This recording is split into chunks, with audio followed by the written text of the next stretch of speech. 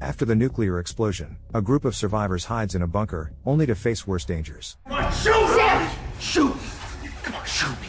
A girl named Eva watches in horror as a nuclear explosion destroys New York. Her boyfriend Sam immediately grabs her hand, and, like the other residents of their apartment building, they panic and rush down the stairs. The building begins to collapse, and more explosions can be heard outside. 9 people break away from the crowd and decide to hide in the basement, where Mickey, the building's superintendent, ushers them in. As the survivors try to recover, Mickey starts the generator and securely locks the door behind them, sealing the gaps with tape. He immediately lays down the rules, as if he had been preparing for this catastrophe for a long time. Mickey forbids anyone from opening the door until the radiation clears, insisting that they can only survive if they follow his instructions. Suddenly, the shelter shakes from another tremor. A man claims it's not a new explosion, but a collapse of the building. A girl named Wendy starts crying, saying she wants to leave, but Mickey insists they must stay in the basement or else the radiation will burn them alive. Eva notices that her phone has no signal, and Adrienne confirms that the connection is indeed lost. Mickey hands Delvin a walkie-talkie, but it too fails to reach the outside world. Mickey then gives the survivors a brief tour of the basement. He shows them what he calls a bathroom, but tells them there's no extra water for showers. Moreover, they can't flush the toilet, and must use lime instead. Eva notices another door, but Mickey tells her it leads to his room, which no one, except him, is allowed to enter. Wendy's mother, Marilyn, asks if there is any food in the shelter, and Mickey opens a few cans of baked beans. After a quick snack, Delvin tries the walkie-talkie again, but all he hears is static. Adrienne asks Mickey when they'll be able to get out, but he repeats that they'll stay there as long as he says. Josh doesn't like this answer and suggests to his cousin Adrienne and their friend Bobby that they leave right now. The men head for the exit, but an enraged Mickey raises an axe and orders them to step away from the door.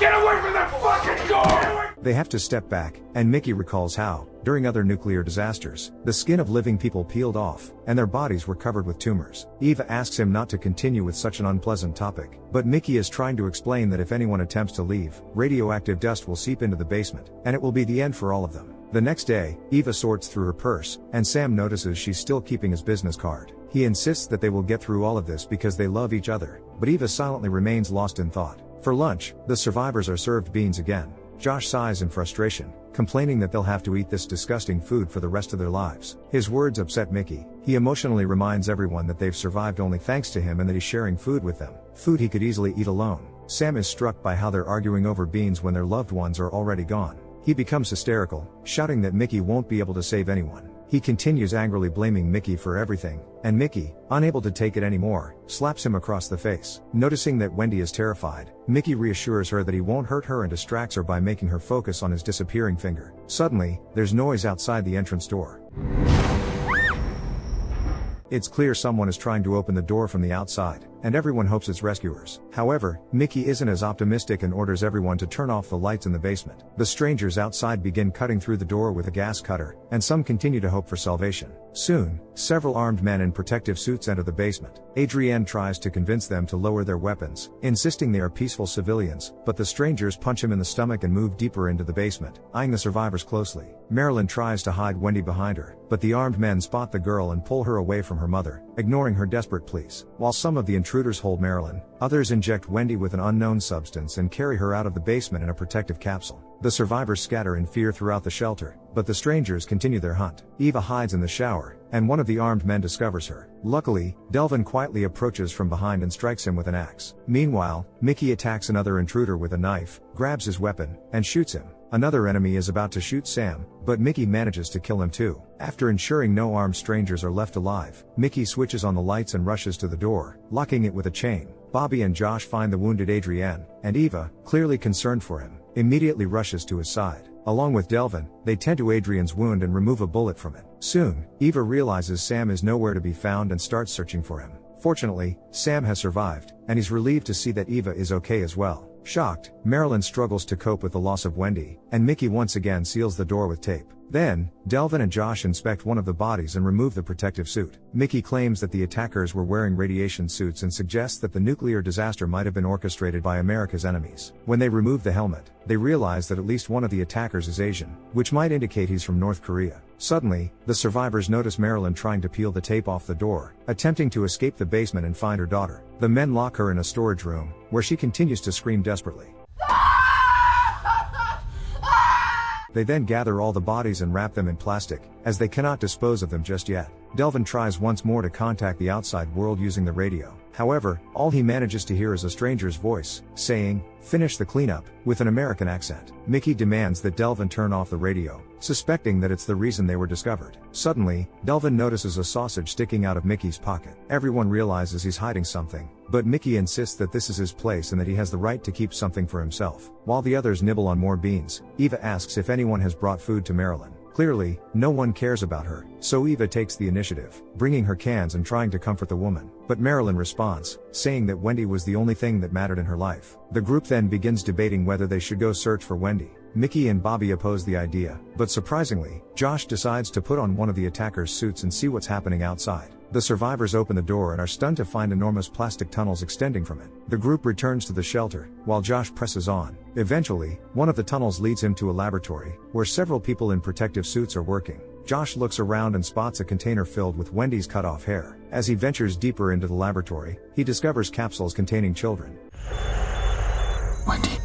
Suddenly, one of the lab workers notices Josh's strange behavior and decides to check his documents. Josh manages to escape, shooting several of the attackers along the way, but loses his weapon in the process. Back at the shelter, Josh nervously recounts what he saw outside and apologizes to Marilyn for not saving her daughter. Meanwhile, strange noises come from the door. The lab workers are welding it shut from the outside, ensuring no one can interfere with them again. Days pass, and the survivors gradually adjust to their life in confinement, going about their routines. John begins to notice symptoms of radiation sickness, despite having left the shelter in a protective suit. One day, Eva visits Adrian, who is almost fully recovered from his injury. She recalls how, before the disaster, they were neighbors, and she used to enjoy listening to him play guitar. Eva wants to kiss Adrian, but they're interrupted by Sam. Meanwhile, the bodies of the strangers left in the bunker begin to decompose, creating significant discomfort for the survivors. Mickey suggests they chop up the bodies and flush them down the toilet. Delvin thinks they could try opening the door and dragging them out, but Mickey responds that it's sealed shut for good. The survivors have no choice but to accept Mickey's suggestion,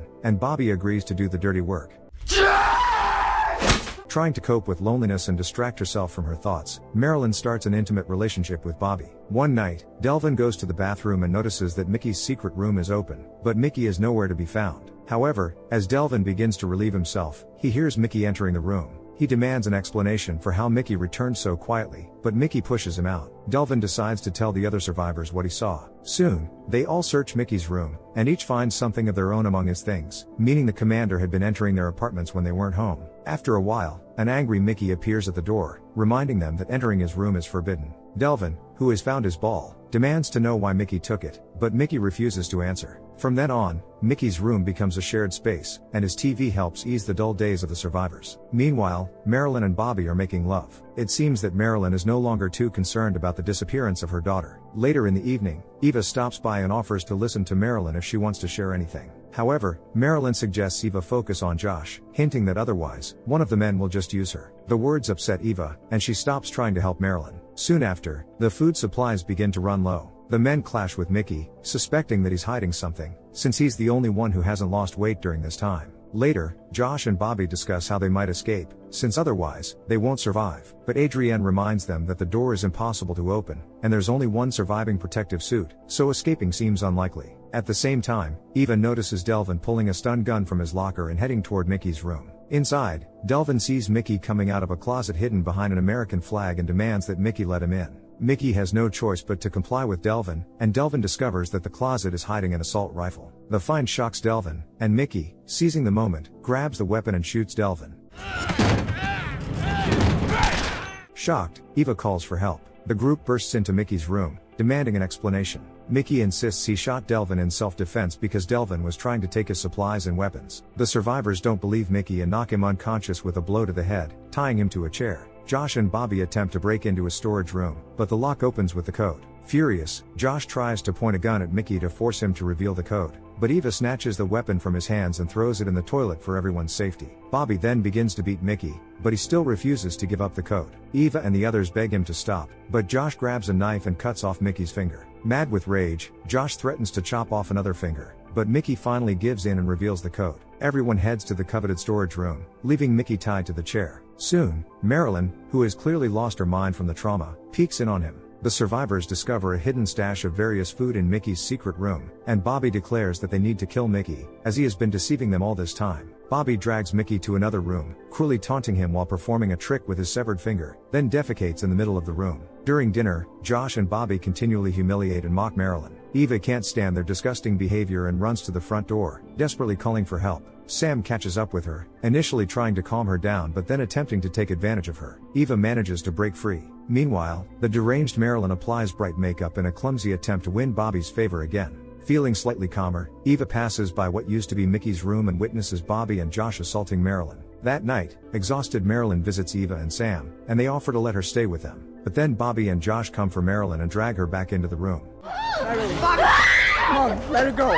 Eva tries to protect the woman, but Adrian stops her. They exchange a glance full of obvious affection, which Sam notices. Bobby returns the bound Mickey to the others and declares that Eva needs to speak with Josh. Josh allocates some food to Eva and Sam, hinting that he would give her more if she agrees to sleep with him. Adrian demands an explanation for Josh's behavior, but he simply claims he's distributing the supplies to ensure everyone survives. Eva then gives Mickey some food and water from her share. Mickey reassures her that he intended to talk about the food once the initial supplies run out, to determine who they can trust and who they can't. Mickey asks Eva to lean in and whispers that there's a gun in his storage room that no one has noticed yet. Eva asks Sam to sneak in and retrieve the gun. Sam claims Mickey is lying, and even if the gun exists, they'll only anger Bobby and Josh further. Later, Sam joins Bobby and Josh, who force him to bark like a dog in exchange for food. Eva enters their room and sees the battered Marilyn, then asks Sam to step outside for a conversation. Bobby and Josh won't let Sam go and force Eva to join them for a game of truth or dare. Eva reluctantly chooses truth, and Josh asks if she loves Sam.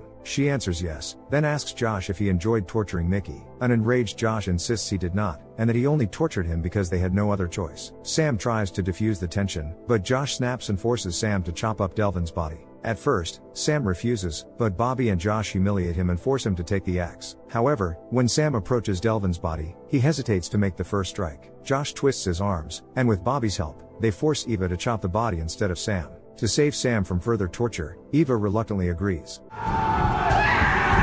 Meanwhile, Josh's radiation sickness progresses. His hair starts to fall out, and he decides to shave his head. Then, he shaves Bobby, who begins showing the same symptoms. Bobby starts losing his mind. He puts on a dress and tries to apply makeup to his face, desperately trying to bring some life back to his sickly appearance. Eva asks Mickey where the gun is. The man pleads for her to untie him, but she refuses. Suddenly, he declares that there is indeed an exit from the bunker. They can escape through the toilet. Eva goes to Mickey's room to retrieve the gun but is stopped by Bobby and Josh. They begin to harass her, but she manages to slip away from them, though unfortunately without the gun. She also discovers Marilyn's body on the bed, unable to survive the torment. Later, Eva notices her own hair falling out, realizing she's also sick. Understanding that the basement offers no protection from radiation and that there's nothing left to lose, she demands that Sam take the gun while she cuts off the power, distracting Bobby. Eva then heads to Josh. She pretends to be willing to give herself to him, luring him out of the room. Meanwhile, Sam sneaks in, but to his horror, he finds the storage room door won't open.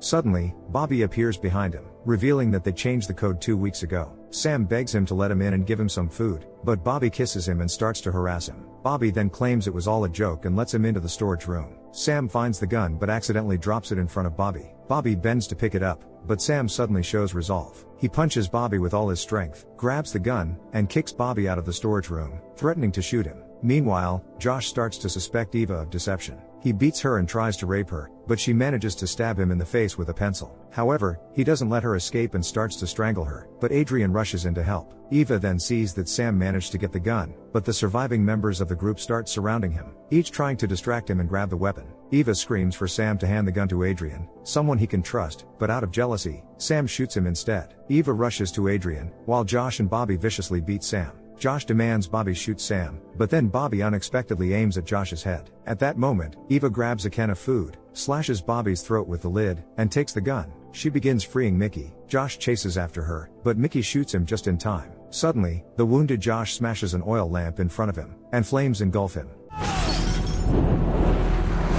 While Mickey and Sam try to extinguish the flames, Eva runs out of the room and locks herself in the storage room, where she dons a protective suit and gathers supplies. The men try to open the door, but only Bobby and Josh know the new code. They beg Eva not to leave them trapped in the fiery hell, but she doesn't respond. Eva makes her way through the sewage pit and soon finds herself in the middle of a ruined New York City. But even though she managed to escape the basement, she knows she is still doomed. Do you think it's possible to maintain your humanity in such terrifying conditions? Or does the fight for survival turn anyone into a monster? Drop your thoughts in the comments down below, hit the like button, and don't forget to subscribe. See you in the next video.